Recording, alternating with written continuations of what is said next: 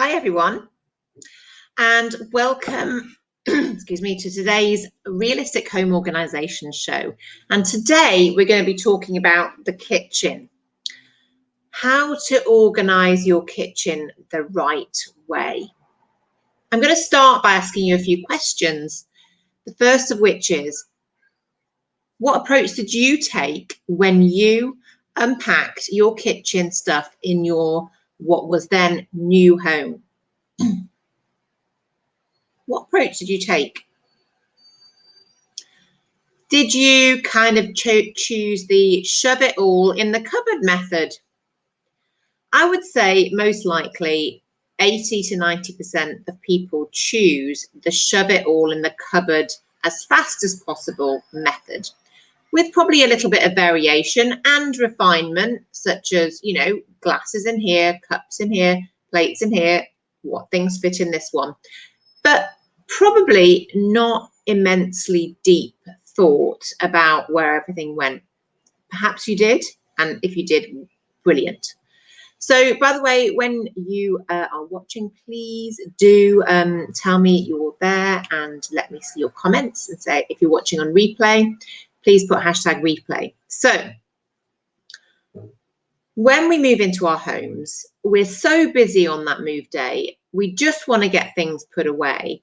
And we don't really think deeply about it. Now, you know, we've probably all got a few principles we'll follow and what have you. And there's big cupboards, small cupboards, awkward cupboards, cupboards near the sink, cupboards near the fridge, cupboards near the dishwasher.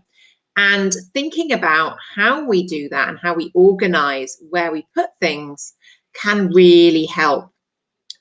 So I'm actually going to be delivering a kitchen organisation masterclass in a few weeks on the 17th of June. And this is going to cover all of the detail. Now, I'm pretty excited to be delivering this masterclass. It's the first time I've put down on paper, as it were, all of the principles are serenely sorted specific to the kitchen. And it's going to be mind-blowing. Now, I just actually had a client this morning and we were going through the design for her kitchen. And, you know, obviously she had stuff already in all the cupboards. And I really turned it on its head. And initially it's like, oh no, I don't want to change my kitchen around. But once you start thinking about it and thinking about how this will make things so much easier, then it really rings true. And by making these what seem perhaps obvious changes or not worth it changes initially can have a massive impact on your home. So I've got 3 tips for you today to get started and think about these things. And whether or not you go on to do the masterclass or not, they're going to really help you to turn things on their head. And if you do take the masterclass, they're going to be brilliant pre-work to think about these things so that when you take the masterclass, you will be ready to make those changes really well. So the first one is to think about how you move around your kitchen, okay? And the steps, the number of steps we take when we're doing something. So when you unstack the dishwasher, how many steps do you need to take to put things away? When I unstack the dishwasher, apart from one particular thing, or when I'm putting away something that I don't use very often, I take no steps. I do not move my feet at all when I'm putting the things away from the dishwasher, and they get put away in one step. I'm not having to put them somewhere else and then move them. So I'm always thinking about efficiency. Efficiency of obviously steps, if you're on your Fitbit, kind of quite handy to do steps, but you just want to do it as fast as possible and as efficiently as possible. So think about how you move around your kitchen when you're doing things. So when you're unstacking the dishwasher, when you're making a cup of tea, for example, how many times do you have to pace across the kitchen to dump the tea bag, to get the milk, to get the, you know, where is everything placed? And I organise kitchens to ensure maximum efficiency and minimum moving around, because you just want to get it done and move on to do something you want to do and take those steps on your nice pleasant walk outside rather than around your kitchen having to put things away. So that's the first step, being aware of how you move around your kitchen to do the specific activities that have to be done in there. Okay. The second thing is to think differently about how you categorize things. Now, when you've in your kitchen cupboard, you've probably got some categories, you know, glassware in here, plates in another, food in here. But how do you subcategorize that stuff? Food, you know, is it all just shoved in cupboards, sort of, maybe tins are in one, maybe packets are in another, or whatever. But what about how you use those things? So we just use the example of porridge. Since becoming very healthy and following the Joe Wicks plan, we eat porridge every morning.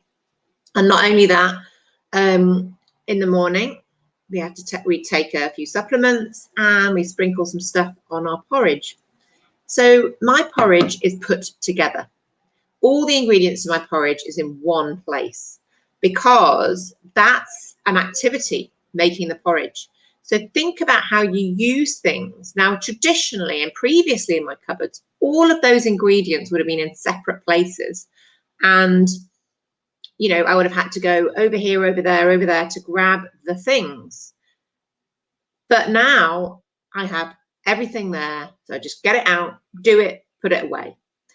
Saving time, saving hassle, saving lots of putting away in different places. So think very differently to how you might have thought previously, to the traditional way, and think about how you actually use things. Just start to become aware of that.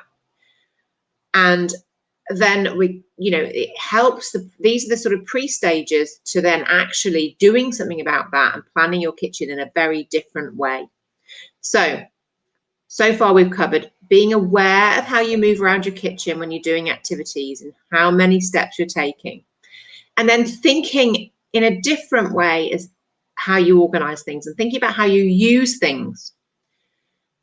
So like the specific meal I just mentioned, the porridge, or breakfast, or making the cup of tea, this kind of thing. Think about activity-based using. Then the third thing is these lovely things. I was shaking this around at the beginning because this is actually the exact same container that I use to hold my porridge stuff. Now, if you follow the Instagrammable way of doing things and the beautiful labeling at everything so they all look pretty, then you probably wouldn't be using a basket like this. But this basket is so great because it's sort of tall, it's quite spacious, and things can spread out a bit.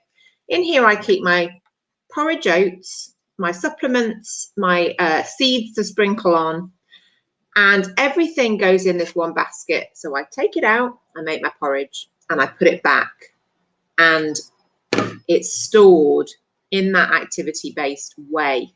And so by using baskets and other tools like this, not necessarily the ones that look pretty, because if you choose prettiness first, you're not going to have practical as your priority for ensuring that your kitchen is practical and efficient in the way that you use it. It'll be pretty, but it won't be particularly useful, or you will spend more time doing things than you otherwise would. So picking practical first means that you're always thinking about efficiency of space, maximizing the space that you have, and of how you use the things. And this little baby is fantastic. This is from my favorite shop, Home Bargains, and I think this is £1 or maybe even less. So perfect. And it's important to note that not all baskets, what I call serene space dividers, are created equal, because a lot of the ones that you see, like those adverts, 10 great storage methods for your kitchen that you'd never thought of, that basically have links to things on Amazon, A lot of those things are just not very good. Like there's one which shows sort of tins in a cupboard on different heights.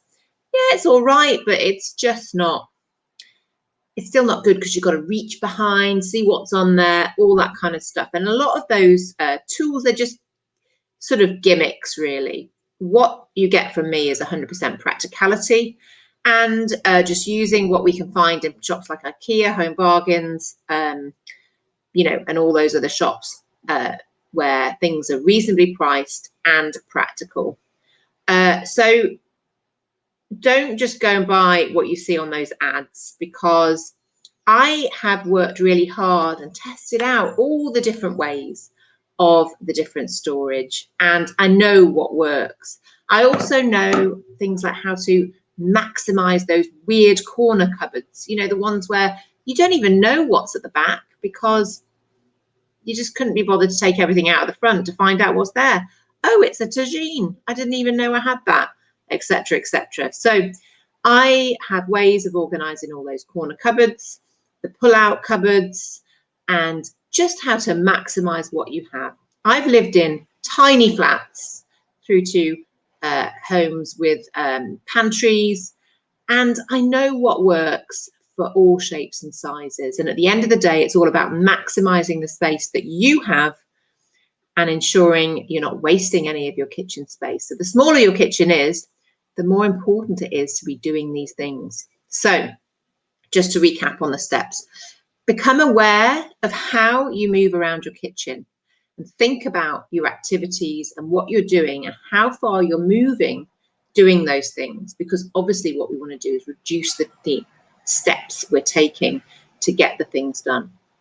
Then think in terms of how you use the things, not just the traditional categories. So I'm making the porridge, I'm making the breakfast or whatever, rather than just keeping all the things in separate places. Group things differently.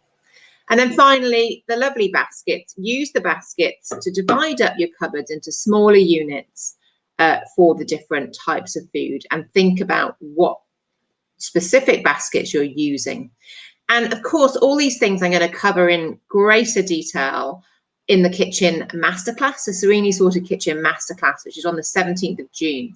Now, as a Brucey bonus for everyone here, I am giving a 10% discount if you sign up by the 10th of June to the masterclass. The masterclass is £47, 47 juicy pounds of fabulousness that you are going to get so much value out of, because it's going to transform your kitchen to the max. It's going to have you using your kitchen in a way that you've never used it before, and really being in your kitchen will become a pleasure and not a pain.